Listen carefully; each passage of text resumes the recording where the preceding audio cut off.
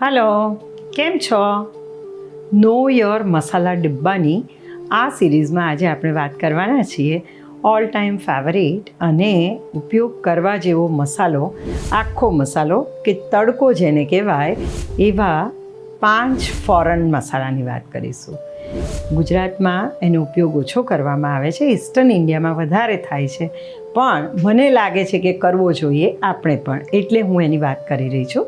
5 foreign એટલે જેમાં 5 મસાલા છે: જીરું, રાઈ, મેથી, વરિયાળી અને કલોંજી.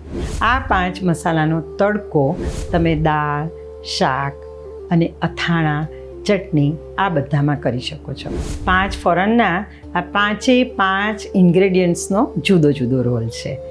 કોઈક મસાલો મેટાબોલિઝમને સ્ટ્રોંગ કરે છે, કોઈક મસાલો ડાયજેશનમાં હેલ્પ કરે છે, કોઈક મસાલો તમારી બોડી હીટને ડાઉન કરે છે, કોઈક મસાલો બ્લડ શુગરને, મેથીની વાત કરું છું, તમે સમજી જ ગયા હશો, રાઈટ? સો આ બધા જ મસાલાને ભેગા કરી 1:1:1ના પ્રપોર્શનમાં ભેગા કરી સ્લાઇટલી રોસ્ટ કરી ઠંડા થાય એટલે એને જારમાં ભરી લેજો.